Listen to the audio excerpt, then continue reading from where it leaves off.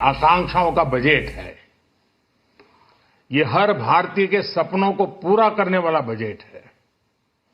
हमने कई सेक्टर्स युवाओं के लिए खोल दिए हैं। सामान्य नागरिक विकसित भारत के मिशन को ड्राइव करने वाला है। ये बजट एक फोर्स मल्टीप्लायर है। ये बजट सेविंग्स को बढ़ाएगा, इन्वेस्टमेंट को बढ़ाएगा, कंजम्पशन को बढ़ाएगा और ग्रोथ को भी तेजी से बढ़ाएगा। मैं वित्त मंत्री निर्मला सीतारमण जी और उनकी पूरी टीम को इस जनता जनार्दन का बजट, पीपल्स का बजट, इसके लिए बहुत बहुत बधाई देता हूं। साथियों, आमतौर पर बजट का फोकस इस बात पर रहता है कि सरकार का खजाना कैसे भरेगा, लेकिन ये बजट उससे बिल्कुल उल्टा है। लेकिन ये बजट देश के नागरिकों की जेब कैसे भरेगी, देश के नागरिकों की बचत कैसे बढ़ेगी और देश के नागरिक विकास के भागीदार कैसे बनेंगे, ये बजट इसकी एक बहुत मजबूत नींव रखता है। साथियों, इस बजट में रिफॉर्म की दिशा में महत्वपूर्ण कदम उठाए गए हैं। न्यूक्लियर एनर्जी में प्राइवेट सेक्टर को बढ़ावा देने का निर्णय बहुत ही ऐतिहासिक है। ये आने वाले समय में सिविल न्यूक्लियर एनर्जी का बड़ा योगदान देश के विकास में सुनिश्चित करेगा। बजट में रोजगार के सभी क्षेत्रों को हर प्रकार से प्राथमिकता दी गई है। लेकिन मैं दो चीजों पर ध्यान आकर्षित करना चाहूंगा। उन रिफॉर्म्स की मैं चर्चा करना चाहूंगा जो आने वाले समय में बहुत बड़ा परिवर्तन लाने वाले हैं। एक, इंफ्रास्ट्रक्चर स्टेटस देने के कारण भारत में बड़े शिप्स के निर्माण को बढ़ावा मिलेगा। आत्मनिर्भर भारत अभियान को गति मिलेगी और हम सब जानते हैं कि शिप बिल्डिंग ये सर्वाधिक रोजगार देने वाला क्षेत्र है। उसी प्रकार से देश में टूरिज्म के लिए बहुत संभावना है। महत्वपूर्ण 50 टूरिस्ट डेस्टिनेशन, वहां पर जो होटल्स बनाएंगे, उस होटल को पहली बार इंफ्रास्ट्रक्चर के दायरे में लाकर टूरिज्म पर बहुत बल दिया है। इससे हॉस्पिटैलिटी सेक्टर को, जो रोजगार का बहुत बड़ा क्षेत्र है, और टूरिज्म जो रोजगार का सबसे बड़ा क्षेत्र है, एक प्रकार से चारों तरफ रोजगार के अवसर पैदा करने वाला एक क्षेत्र को ऊर्जा देने वाला काम करेगा। आज देश विकास भी, विरासत भी, इस मंत्र को लेकर चल रहा है। इस बजट में भी इसके लिए भी बहुत महत्वपूर्ण और ठोस कदम उठाए गए हैं। 1 करोड़ पांडुलिपियों के लिए संरक्षण के लिए, मैन्युस्क्रिप्ट के लिए ज्ञान भारतम मिशन लॉन्च किया गया है। साथ ही भारतीय ज्ञान परंपरा से प्रेरित एक नेशनल डिजिटल रिपोजिटरी बनाई जाएगी। यानी टेक्नोलॉजी का भरपूर उपयोग किया जाएगा और हमारा जो परंपरागत ज्ञान है उसमें से अमृत निचोड़ने का भी काम होगा।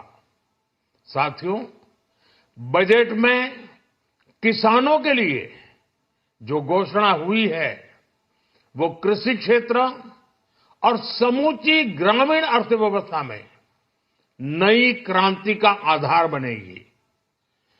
पीएम धन धान्य कृषि योजना के तहत 100 जिलों में सिंचाई और इंफ्रास्ट्रक्चर का डेवलपमेंट होगा।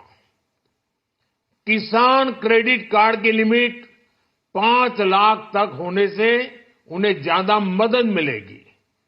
साथियों, अब इस बजट में 12 लाख रुपए तक की आय को टैक्स से मुक्त कर दिया गया है।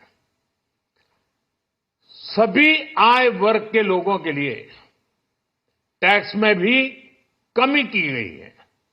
इसका बहुत बड़ा फायदा हमारे मिडिल क्लास को, नौकरी पेशे करने वाले जिनकी आय बंधी हुई है, ऐसे लोगों को, मिडिल क्लास को इससे बहुत बड़ा लाभ होने वाला है।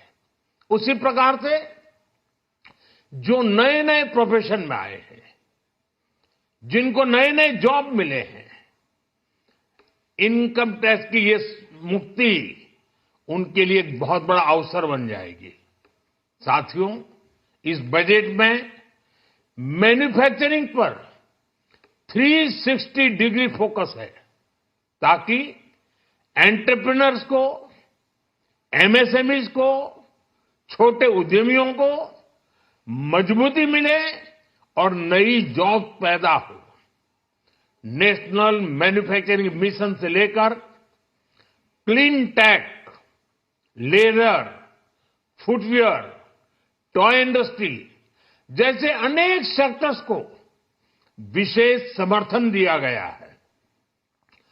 लक्ष्य साफ है कि भारतीय प्रोडक्ट्स ग्लोबल मार्केट में अपनी चमक बिखेर सके।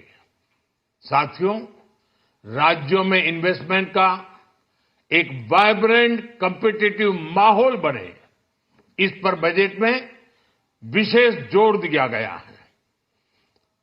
एमएसएमईज और स्टार्टअप के लिए क्रेडिट गारंटी को दोगुना करने की घोषणा भी हुई है।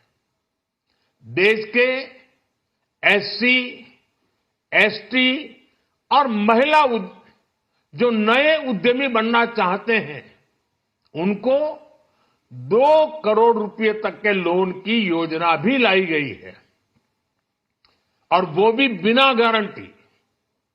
इस बजट में न्यू एज इकोनॉमी को ध्यान में रखते हुए गीग वर्कर्स के लिए बहुत बड़ी घोषणा की गई है।